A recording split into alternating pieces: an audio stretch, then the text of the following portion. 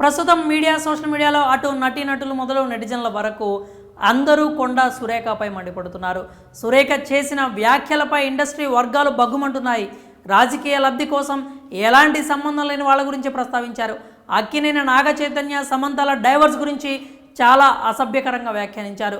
వారి పర్సనల్ విషయాలను రాజకీయాల్లోకి లాగడంతో వెంటనే అక్కినేని కుటుంబం అంతా ఈ వ్యాఖ్యలను ఖండిస్తూ ట్వీట్ చేశారు. రాజకీయాల్లో వారికి మధ్యన ఏదైనా ఉండొచ్చు, కానీ అసలు ఏమాత్రం సంబంధం లేని సినీ ఇండస్ట్రీ వారిని టార్గెట్ చేయడం సరైంది కాదు.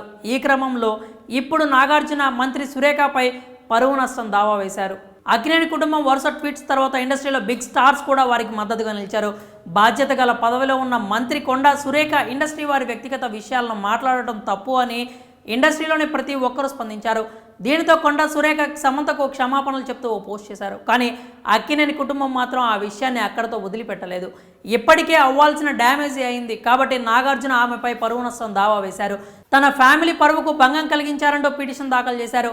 ఆమె కేవలం సమంతకు మాత్రమే క్షమాపణ తెలిపారే కానీ ఎక్కడా కూడా అక్కినేని కుటుంబం గురించి ప్రస్తావించలేదు. ఇక నాగార్జున మాత్రమే కాకుండా మిగిలిన వాళ్ళు కూడా కంప్లైంట్ ఇచ్చే అవకాశం ఉంది. ఎందుకంటే కొండా సురేఖ వ్యాఖ్యలు టోటల్ ఇండస్ట్రీనే టార్గెట్ చేసినట్లుగా ఉన్నాయి. వారు ఎలాంటి నిర్ణయాలు తీసుకుంటారో చూడాలి. అయితే రామ్ గోపాల్ వర్మ ఈ విషయం గురించి ప్రస్తావించిన సంగతి తెలిసిందే. కొండా సురేఖ సమంతను తిట్టలేదు, పొగిడింది అంటూ చెప్పుకొచ్చారు రామ్ గోపాల్ వర్మ. ఆ ఆడియో రిలీజ్ అయిన కొద్ది గంటల్లోనే నాగార్జున కేసు ఫైల్ చేశారు. దీంతో ఇండస్ట్రీ వర్గాల నుంచి ఏమైనా ఒత్తిడి ఉందా అనే ప్రశ్నలు కూడా తలెత్తుతున్నాయి. మరి మిగిలిన నటీనటులు ఈ విషయంపై ఎలాంటి యాక్షన్ తీసుకుంటారో చూడాలి. కానీ కొండా సురేఖ చేసిన వ్యాఖ్యలను మాత్రం ఇండస్ట్రీ వర్గాలు అస్సలు వదిలేలా కనిపించట్లేదు. దీంతో తర్వాత ఏమవుతుందా అని అందరూ ఉత్కంఠగా ఎదురు చూస్తున్నారు.